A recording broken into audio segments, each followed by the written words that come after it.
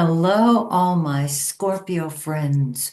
How are you? I hope that everything is beautiful for you, and I've got a great forecast for you.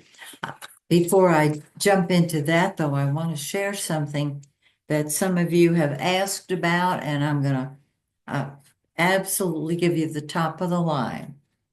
Some of you have asked about becoming an astrologer. As you know, I teach privately and I mentor privately. Um, and I've got classes going all the time.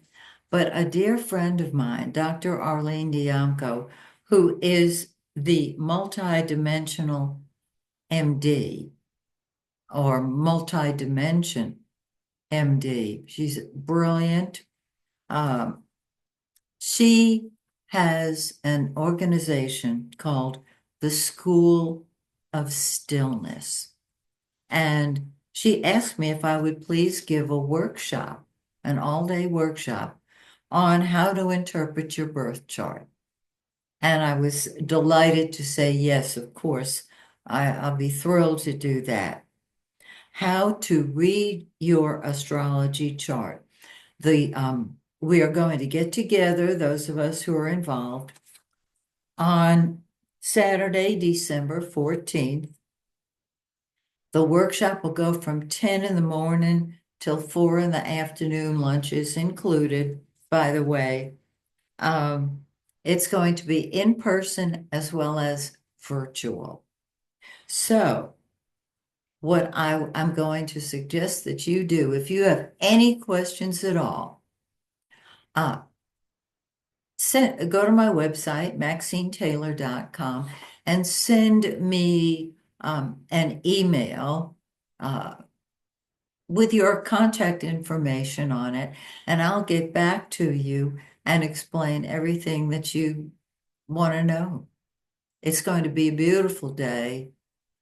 It's going to be a wonderful way to lift you and help you see yourself as the marvelous human that you are. So give me a call if you've got any questions. And now let's look ahead. All right, Scorpio. Well, Mercury has been retrograde. It is going to go direct on the 15th. Now that's the full moon. And on the full moon, things come to a head and can be explosive depending on who the person is, what the country is, and where it lands in their birth chart. So this is quite a Mercury going direct. Um, and it will move into the shadow for a couple of weeks after it goes direct.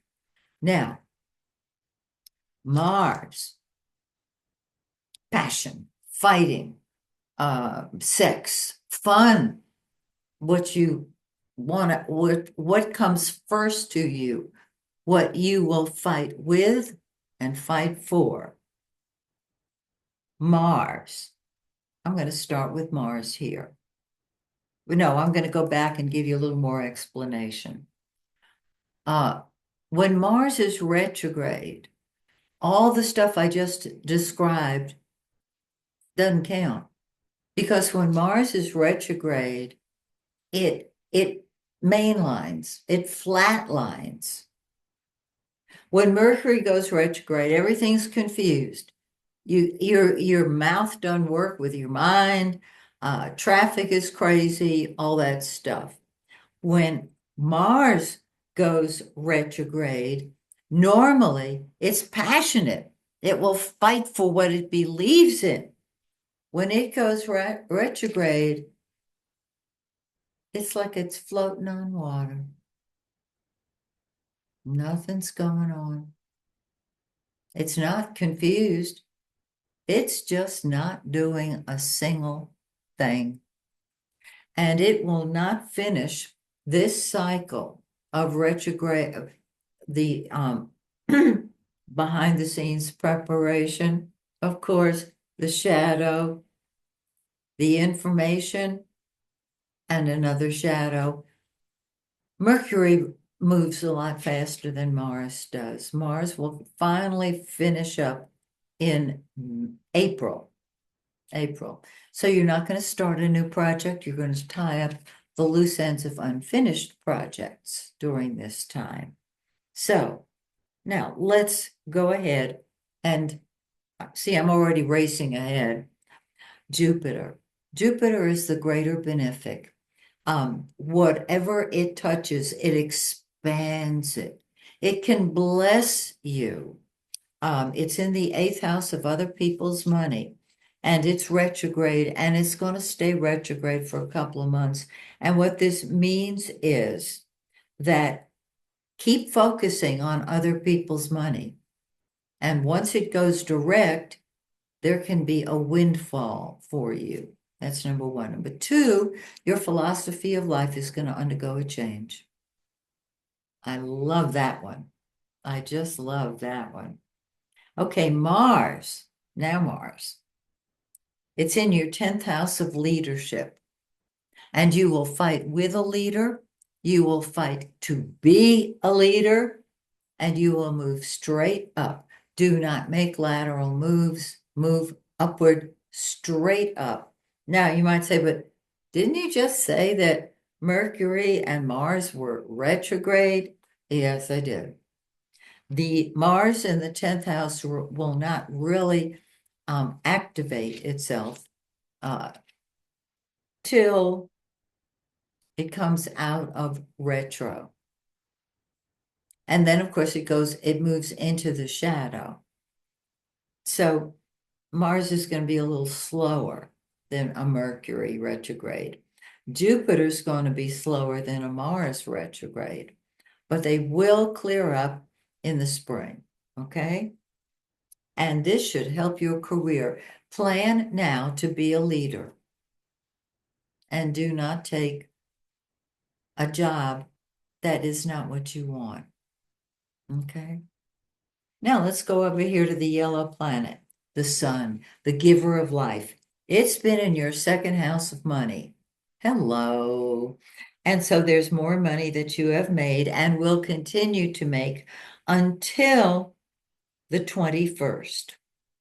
And then that's when the sun, the giver of life, moves into your third house, and you take your money, your wherewithal, and you tell people about it. You share your ideas with them. This can be very profitable to you. Okay. Now, Venus is the pink planet, and it's love. Jupiter is the greater benefic. Venus is the lesser benefic. It's money, it's gold, it's music, it's art, it's love. It has been in your third house, and so you have love for all, particularly your siblings. On the 7th, it will cross into your fourth house of real estate. Uh-huh. Are you a realtor or a broker? Because with Venus in the fourth house, you can decorate your home, you can beautify your home, or you can sell your home for a profit. It's that simple. I love it. Okay. And the love that you're sharing is with family. So let's look and see what's going on here. I'm going to scratch through something here and mess this up like crazy. Okay. Today, December 1st, we had a new moon, and I could feel the energy rising. It was very heavy, very down. And what happens is, with the new moon in the second house of money, you're creating money. Everybody wishes they had this forecast, you know that. So the new moon today was in 9.5 of Sagittarius. Quite beautiful. The full moon is on December 15th in the 8th house, and it activates the secrets that you are unearthing. It activates mutually beneficial financial projects. And it will occur on the 15th, which is when Mercury goes direct. And this is very powerful because we don't know how it's going to manifest. Maybe some insiders do, but the average person really doesn't. And so on December 15th, when Mercury goes direct, the full moon says it's time to transform our belief system. And that includes money.